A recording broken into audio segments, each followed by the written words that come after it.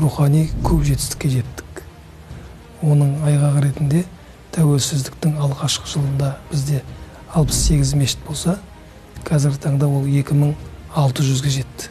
Түркия сапарына барғанымда, маған сол жердегі дін лидерлері біз Қазақстанға барған кезде, мешітте отырған кезде жан-жағымызға қарасақ, кілең жастар екен. Біз осыған таң қалдық. Бұндай жетістікке сіздер қалай жеттіңіздер деп мен сұрақ сұрады. Менің жауабым, біз әрине текті елдің баласымызбыз. Біздің ата-бабаларымыз бір Құдайға сенген. Сонымен қоса имамдарымыздың, ұстаздарымыздың насихатының нәтижесі болар деген болатын. Неге осы көрсеткіштер біздің рухани жеткендігіміздің дәлелі ғой. Миллиондаған халықтар бар. Ошо өзүнүн кармаган паспорты жок, өзүнүн мекени жок, канчалаган инсандар бар. Бирок ушундай өз мекениңде табелсиз болуп, эч ким көзүн карабай жашаш бул өтө чоң байлык. Биздин кыргыздардын улуу даанышмандарында ушундай сөз бар.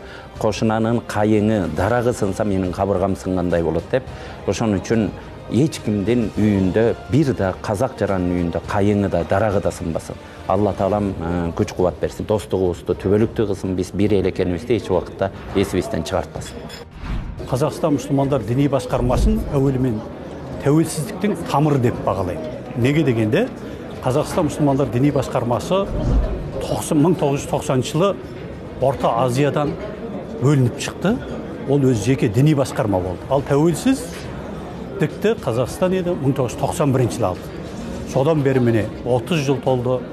Қаншама әлемге танылған үлкен мемлекет болды.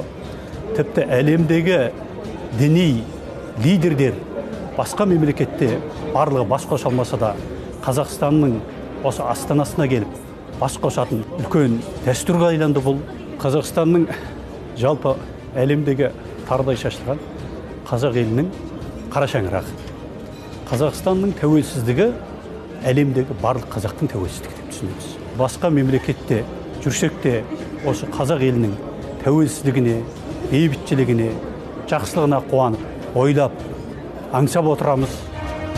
30 жылдың ішінде міне Қазақстанның осындай деңгейге жеткені, ол осы енді елбасымыздың үлкен политика екендігі, үлкен еңбегі қазақ халқына, қазақ еліне, қазақ жеріне сіңдірген.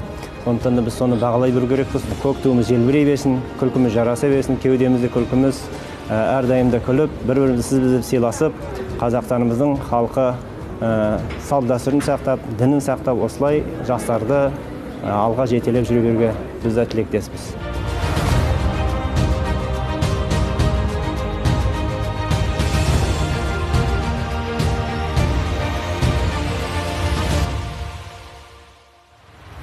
Жылда біздің еліміз көп жетістікке жетті. Ең үлкені біз Құдайға шүкір бейбіт келе жатырмыз. Алла Тағала сол біздің бейбітшілігімізді мәңгі етсін, тәуелсіздігімізді баянды етсін.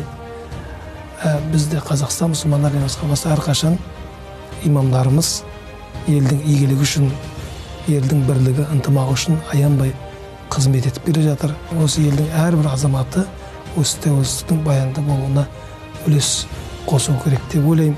Және осы тәуелсіздік үшін біз не істейміз, не істей алаймыз деген әрбір азаматтың көңілінде бір уайымы болса, Алла қаласа біздің келешегіміз кең болады. Тәуелсіздік құтты болсын.